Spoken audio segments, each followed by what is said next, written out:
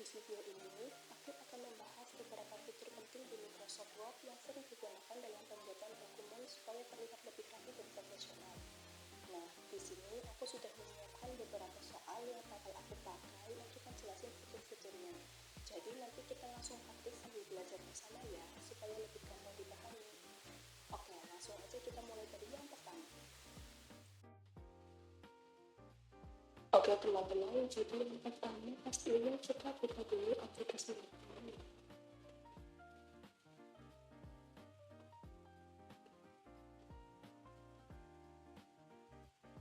Kemudian kita pilih yang blank. Oke teman-teman, kita lihat contoh soalnya. Di sini untuk ketentuan pengaturan halamannya, ukuran kertas A4, marginnya kiri 4, nilainya 3. Oke, terus orientasinya portrait, font defaultnya pakai Times New Roman ukuran 12, kemudian spasi 1,5. Oke, kita atur ukuran kertasnya sesuai dengan ketentuan yang disediakan. Kita masuk ke menu layout. Terus kita pilih ini yang save, pilih ukuran 4. Marginnya kita custom ya teman-teman. Ikan ukuran kiri 4 kita ganti dulu ya, itu di orientasinya right, kemudian kita masuk ke menu home, fontnya kita ganti ke Times New Roman, ukuran 12 dan spasinya 1,5. Setelah kita mengatur ukuran halamannya, kita lihat soal kedua. Soal kedua, mengetik naskah, ketik judul dan paragraf berikut. Nah, jadi kita disuruh mengetik teks ini ya. Judulnya pentingnya literasi digital bagi mahasiswa di era modern. Kita lihat ketentuannya. Judul bold, huruf kapital ukuran 14 dan rata tengah. Isi paragraf, rata kanan kiri ya, justified. Kemudian paragraf pertama menjorok 1,2. Kita ketik teks dulu ya.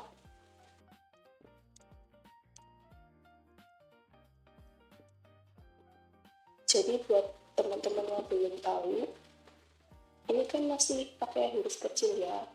Kita bisa pakai fitur ini buat mengubahnya jadi huruf kapital. Kita blok dulu kalimatnya. Terus di menu home, di bagian ini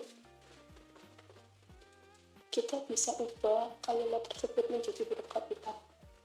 Di sini ada berbagai macam tipe-tipenya ya. Kita pilih yang huruf kapital, kita yang uppercase, karena untuk ketentuannya kan disuruh menggunakan huruf kapital, jadi kita pilih yang uppercase. Kemudian tadi ukurannya 14 di rata tengah, dan jangan lupa di bold.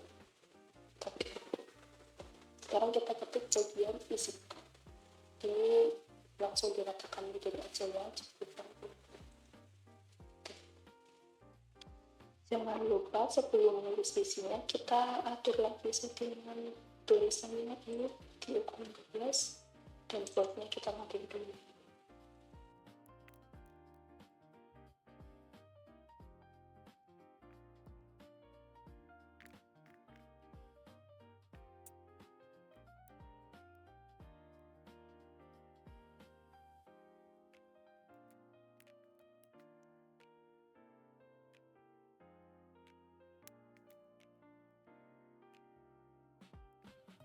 Oke, setelah kita selesai tulis teksnya, kita atur sesuai ketentuan yang diminta ya.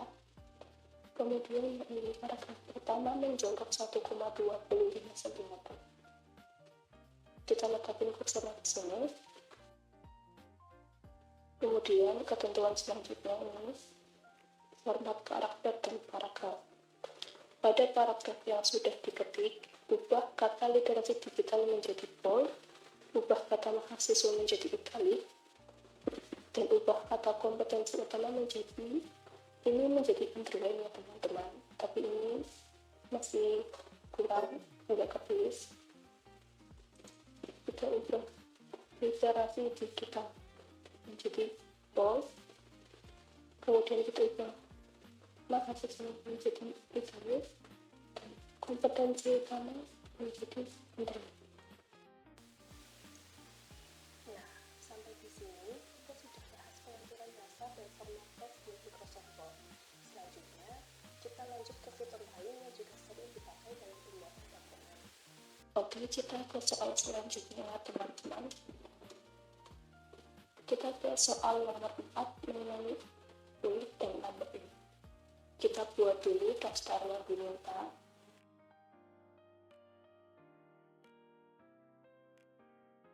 Setelah kita buat daftar tulisannya, kita blok tulisan ini, terus kita ke bagian ini,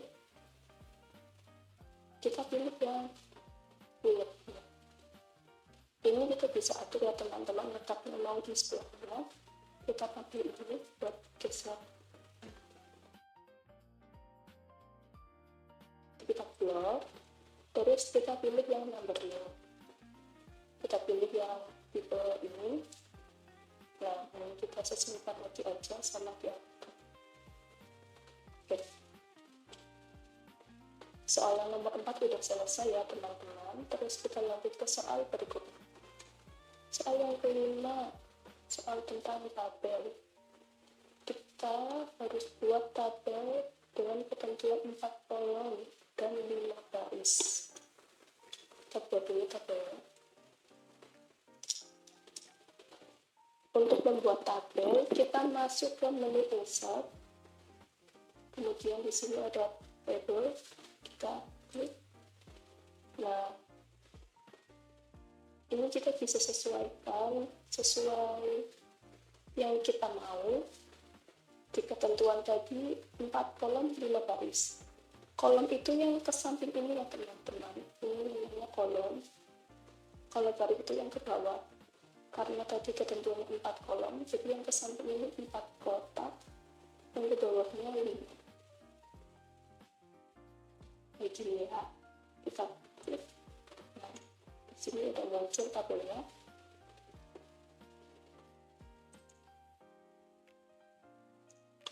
Untuk judul kolomnya ada nomor, nama, program studi, dan nilai. Untuk isi datanya bebas sesuai apa yang ditemukan aja ya teman-teman.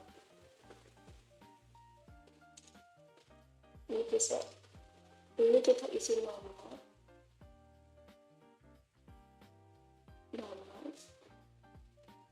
program studi, dan nilai.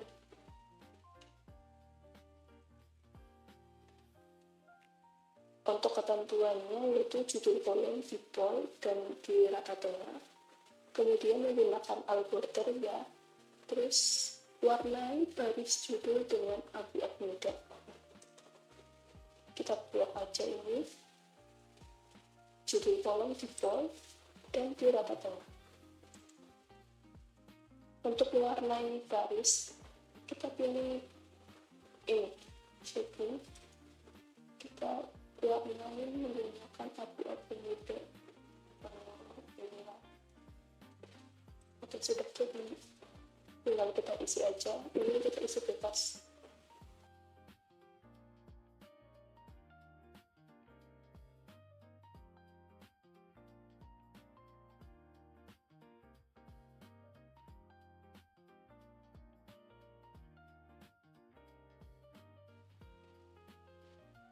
Oke, tabelnya sudah jadi teman-teman.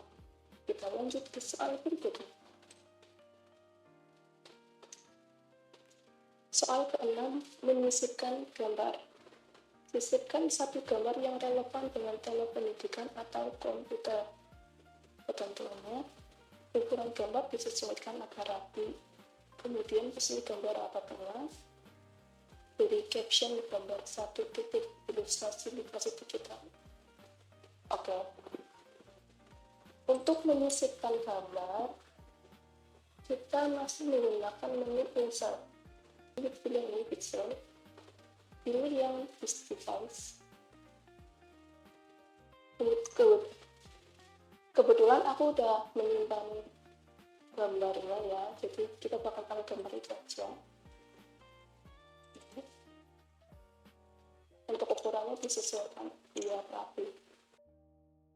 Kemudian kita beri caption di bawahnya. Untuk menulis caption, kita bisa menggunakan menu reference.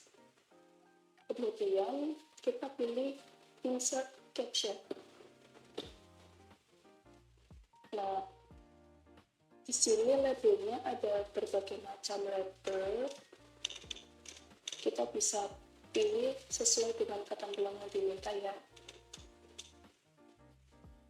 Ini gambar. Kalau di label teman-teman belum ada label gambar ini, teman-teman bisa pilih yang new label ya. New label terus tinggal diketik aja label yang teman-teman mau. Karena di sini aku udah ada label gambar, jadi aku langsung pilih aja gambar. Terus captionnya ini gambar 1 titik.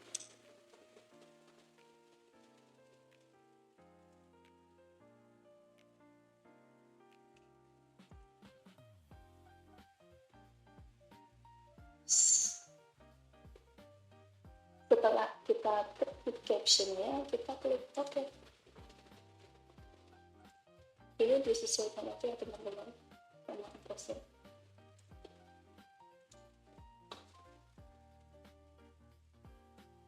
Kita ke soal berikutnya ya teman-teman. Untuk soal berikutnya, kita membuat header, footer, dan nomor halaman. Untuk headernya, kita praktikum MS Word, dan footernya nama mahasiswa peserta NIM. Kemudian nomor halaman ketentuan di kolam blog. Untuk membuat header, footer, dan nomor halaman, kita masuk ke menu insert. Kemudian kita masuk ke menu header dan footer di sini. Untuk headernya, kita klik aja. Ini ada berbagai tipe, kita pilih yang ini aja. Kemudian kita atur nomor halamannya di sini kanan. Untuk footernya, kalau kita klik footer di sini, nanti nomor halamannya jadi hilang teman-teman. Jadi untuk menambahkan footer, nanti kita tidak usah klik footer, tapi klik aja di bagian manapun yang kita mau isi footer, atau pilih isi footer. Ini kayak gini, kursornya di sini ya. Terus tinggal kita ketik aja. Sudah jadi. Ini tampilannya seperti ini ya teman-teman. Ini footernya, ini nomor halamannya di sini. Oke, kita sudah sampai pada bagian mengatur tampilan dokumen seperti header, footer, dan nomor halaman. Lalu kita lanjut ke fitur berikutnya yang lebih dalam mengenai pengolahan isi di dokumen. Soal 8, drop chart dan kolom. Buat satu paragraf baru minimal 5 baris tentang manfaat Microsoft Word dalam dunia akademik. Ketentuannya, huruf pertama paragraf dibuat drop chart, kemudian paragraf tersebut diubah menjadi 2 kolom. Oke teman-teman, jadi ini aku udah ada contoh paragrafnya ya. Nah ini tampilannya kan masih kayak gini. Dengan kita atur dulu ya buat judulnya, ukuran ini berapa tuh. Untuk mengaturnya menjadi 2 kolom, kita buat dulu. Kemudian kita ke menu layout. Kita ke menu layout, di bagian kolom kita pilih yang 2. suratnya akan berubah jadi seperti ini ya teman-teman. Kemudian untuk drop chart, di bagian paragraf pertama huruf paling awal ini yang N. Untuk drop chart kita masuk ke menu tulisan, kita pilih drop chart yang ini seperti ini teman-teman. Soal nomor 9 itu tentang minor sederhana. Buat contoh surat undangan sederhana untuk 3 nama penerima berbeda menggunakan nominal. Unsur minimal yang harus dimiliki dari surat sederhana itu ada kod surat sederhana, kemudian tanggal, nama penerima, isi undangan, dan kemudian penutup.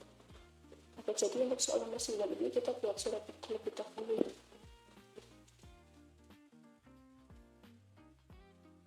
Untuk membuat kop surat, di sini biasanya aku pakai table. Untuk kolom yang pertama ini diisi dengan logo instansi dari surat yang akan kita buat. Kita pilih insert, kemudian pixel, kita pilih logonya ya.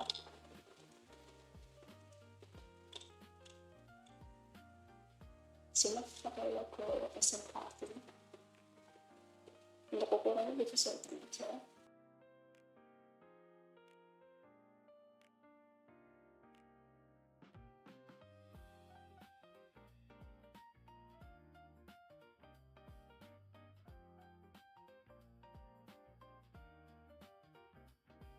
Ini supaya tabelnya nggak kelihatan garisnya, kita atur pakai ini yang punya border supaya garisnya nggak kelihatan. Ini ada sedikit tips buat teman-teman yang belum tahu. Biasanya kan kalau di bawah kop surat seperti ini kan ada garis yang miring di sini ya teman-teman. Ini aku punya tips biar bikin itu lebih cepat. Jadi teman-teman ketik password 3 kali, kemudian di enter. Nah, garisnya langsung jadi seperti ini ya. Oke, kita langsung aja ketik isi dari surat ini ya.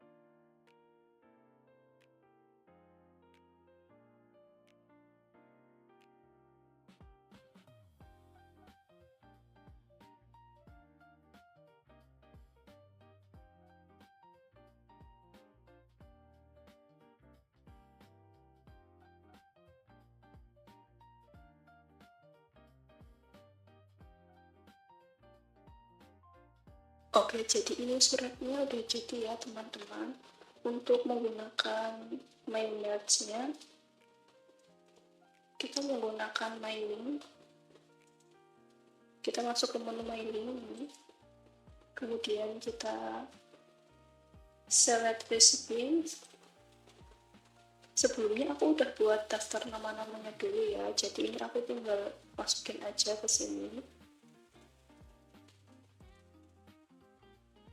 Nah, pastiin yang ininya kecentang ya teman-teman. Oke. Kemudian kita ke my links lagi. Kemudian pilih insert merge file. Yang di bagian ini kita pilih yang nama. Kemudian yang di sini kita pilih yang kelas. Nah, untuk tampilannya kita bisa pencet yang preview result. Nah, ini udah muncul nama-nama dan nama kelasnya ya teman-teman. Di sini tuh namanya bisa kita lihat ada siapa aja. Nah, jadi dia tuh nanti otomatis berganti sendiri teman-teman. Oke, jadi begitu ya cara untuk membuat MyMatch sederhana. Sekarang kita masuk ke bagian yang cukup penting dalam sebuah dokumen, yaitu pembuatan daftar isi. Soal yang terakhir yaitu daftar isi otomatis. Kita disuruh untuk membuat dokumen mini dengan struktur bab 1 pendahuluan, bab 2 pembahasan, dan bab 3 penutup. Kemudian menggunakan heading 1 pada setiap bab, lalu buat daftar isi otomatis di halaman awal. Oke, jadi ini kita buat dokumennya dulu ya.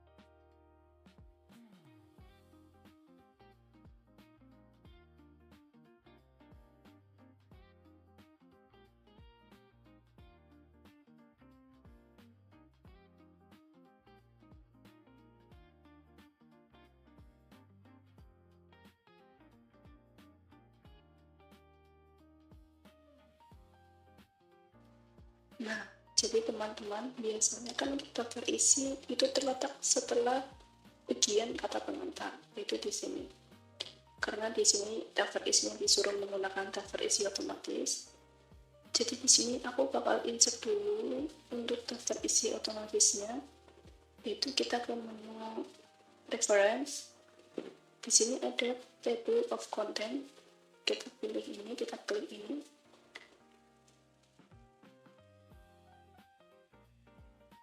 Kemudian aku pilih yang baris kedua ini ya teman-teman. Ini kalau muncul kayak gini di off aja. Jadi nanti tuh kalau kita udah nge-setting bagian judul bab-babnya menggunakan heading, nanti kita tinggal table aja gitu ya teman-teman. Ini muncul kayak gini karena aku kan belum nge-setting judul babnya. Jadi nanti kalau judul babnya udah di-setting, dia bakal otomatis muncul di sini. Oke, ini kita lanjut dulu untuk pembuatan dokumennya.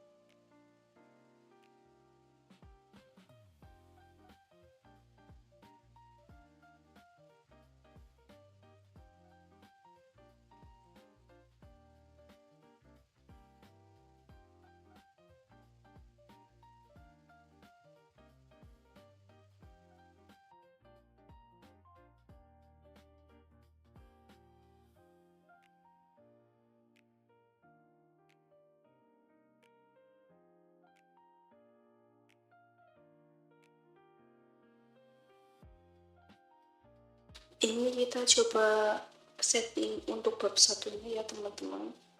Jadi untuk bab 1 pendahuluan ini menggunakan heading 1. Dimana kita bisa menemukan heading, kita pergi ke menu home. Nah, heading itu ada di situ ya teman-teman. Untuk bab 1 ini menggunakan heading 1, jadi kita klik yang ini. Kalau tulisannya berubah seperti ini, tinggal kita ubah lagi aja sesuai ketentuan ya. Untuk subbabnya, yang latar belakang ini menggunakan heading 2. Kita klik yang ini.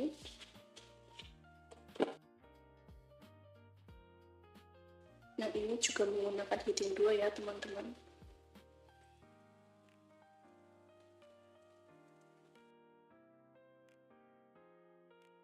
Ini juga menggunakan heading 2.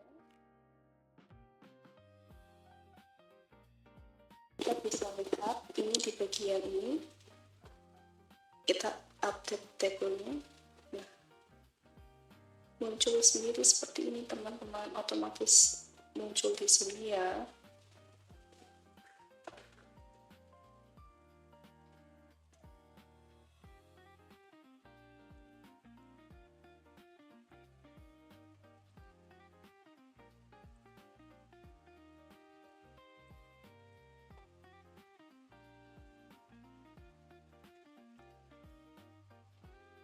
Kita lanjut untuk menulis berikutnya.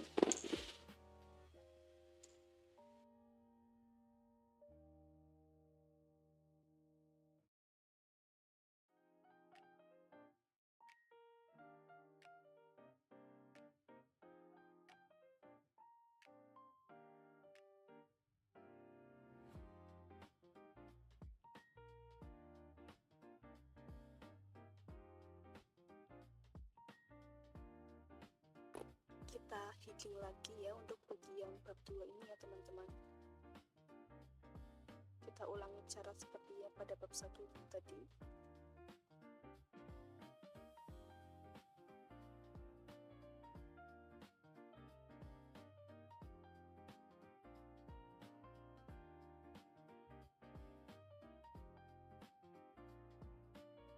Oke, kita lanjut lagi.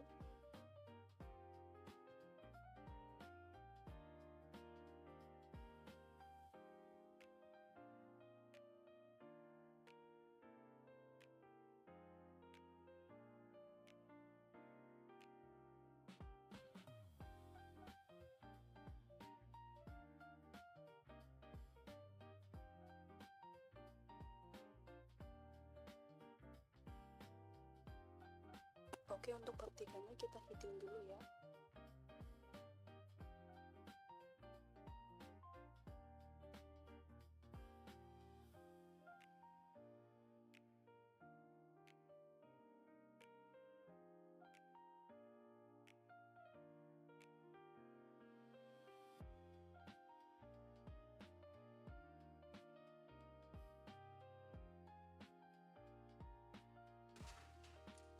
Oke, mari kita lihat di daftar isinya ya teman-teman. Ini kita update tabelnya. Kita klik yang update entire table. Nah, sudah muncul di sini ya teman-teman. Kita lanjut lagi buat daftar pustakanya.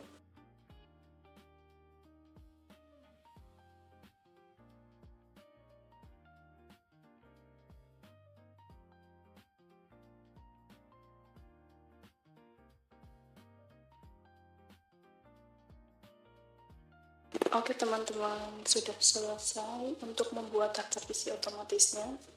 Dan ini kenapa halamannya dimulai dari nomor 7? Karena ini kan aku masih sambungan dari soal-soal yang sebelumnya, jadi di sini halamannya dimulai dari nomor 7. Kalau teman-teman mau halamannya dimulai dari nomor 1, kita bisa menggunakan page break. Jadi kita posisikan kursornya di sini, kemudian kita masuk ke menu layout. Di bagian ini break, kita pilih yang next page.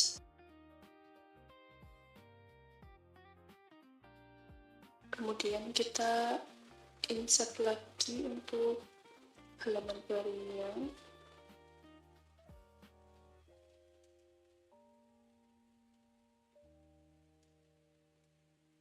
Kita format dulu ya teman-teman. Step ini dimulai dari nomor, ini kita mulai dari halaman 1 ya. Ini di halaman cover ini halaman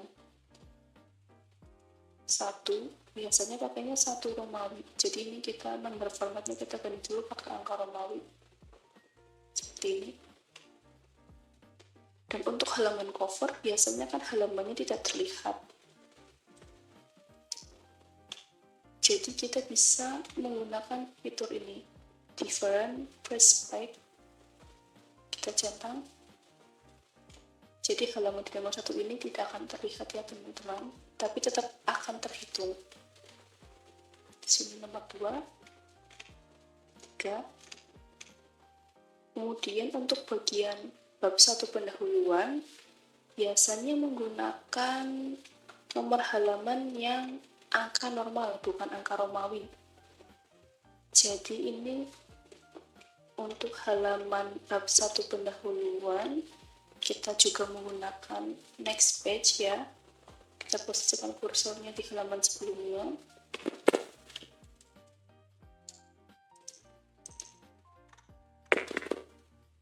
Kita pilih layout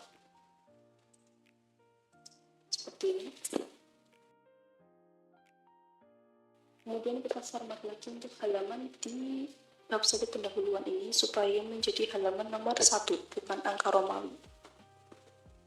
Insert page number, format page number.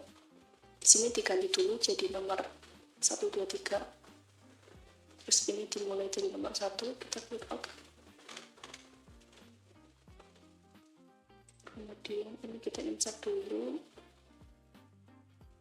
Pilih ini. Di sini sudah terlihat nomor 1, 2, 3, dan 4.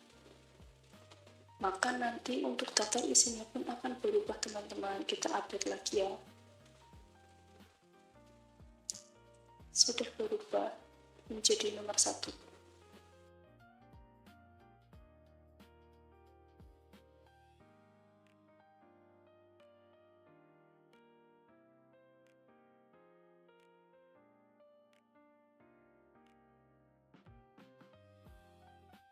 Oke, alhamdulillah sudah selesai semuanya teman-teman.